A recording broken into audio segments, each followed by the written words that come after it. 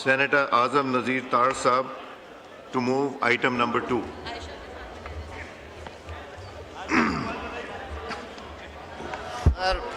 जनाब स्पीकर, इससे जी जब तक ये मूव नहीं करते, सेलिएंट फीचर नहीं बताते, इजाजत हो, उससे पहले तो जी मैं सर थोड़ा एक्सप्लेन भी कर देता हूँ, मूव कर देता हूँ। पहले मूव कीजिए, फिर एक्सप्लेन कीजिए, फिर मैं देता हूँ फ्लोर।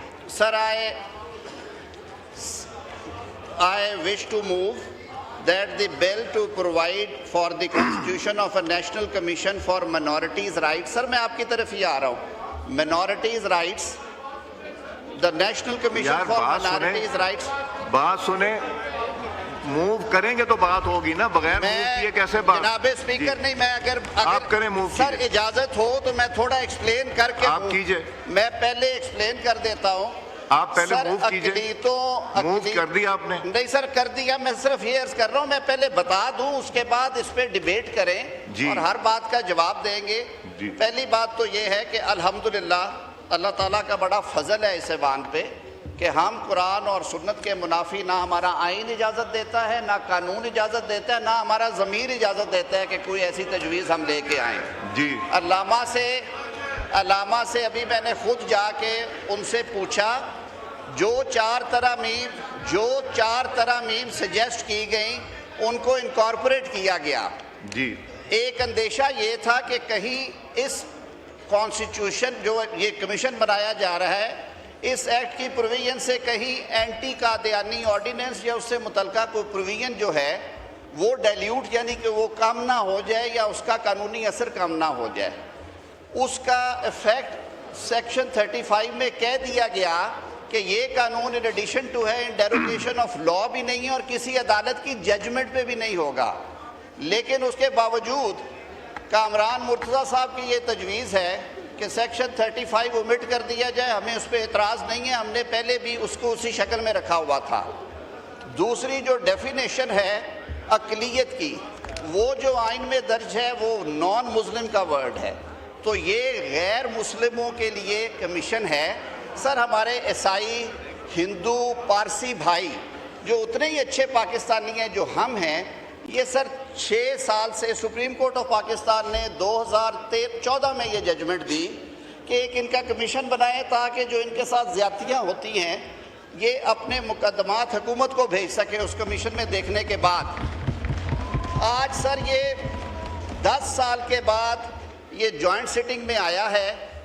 मैं अल्हम्दुलिल्लाह ना हमारे वालिदैन की ये तरबियत है, ना हमारे ये खुमीर में ना खून में है कि कोई ऐसा काम हो जिसकी वजह से फितना कादियान को हवा मिले।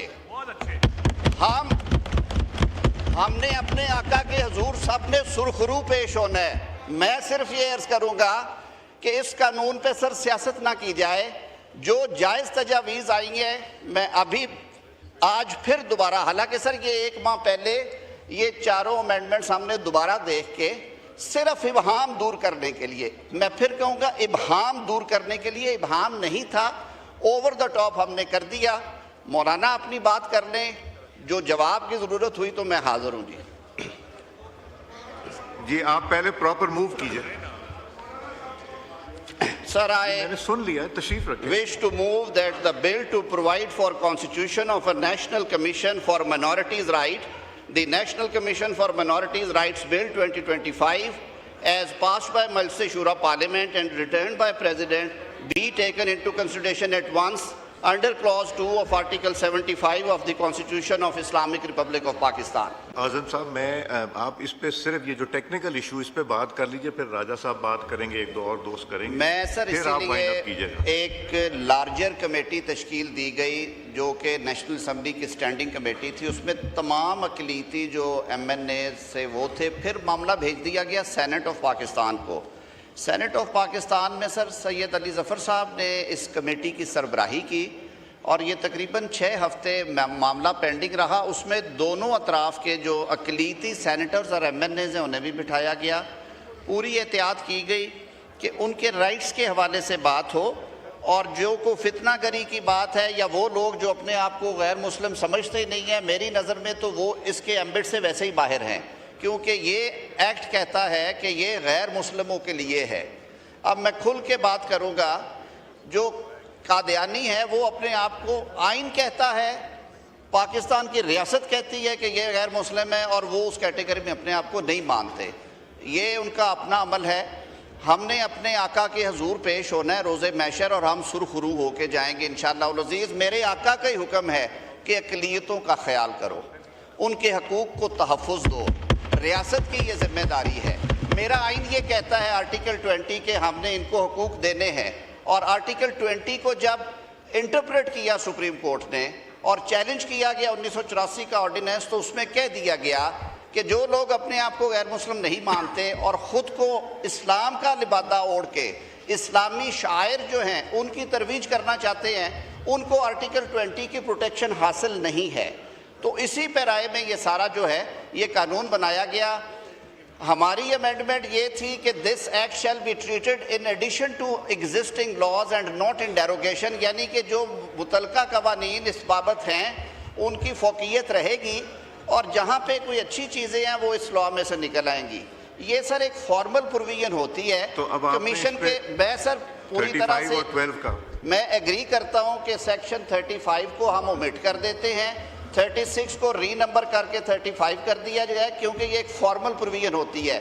रही बात सुओ मोटो की, तो on the lighter side Kamran Murtaza साहब को असल में सर थोड़ा सा दुख ये है कि वो दूसरी अदालत का सुओ मोटो क्यों ख़त्म हुआ है, तो हमने आईनी अदालत से सुओ मोटो दिया था वापस, क्योंकि सुओ मोटो के खौफ से लोग जो थे वो घरों में चले जाते थे।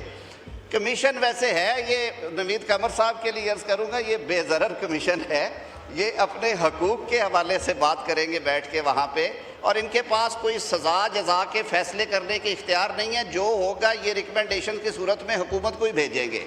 ठीक। लेकिन उसके बावजूद अगर समझते हैं कि अगर हमने सुओ मोटो से किनारा कर ही लिया है तो फिर पूरा कर लेते हैं सर, फिर ना इधर रहते हैं ना उधर रहते हैं, छोड़ देते हैं ऐसे भी।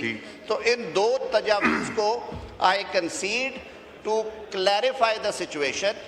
उसके साथ सर मेरी ये इस्तदा होगी कि इसको 12 साल से सर ये पेंडिंग है, इसको पास कर दिया जाए।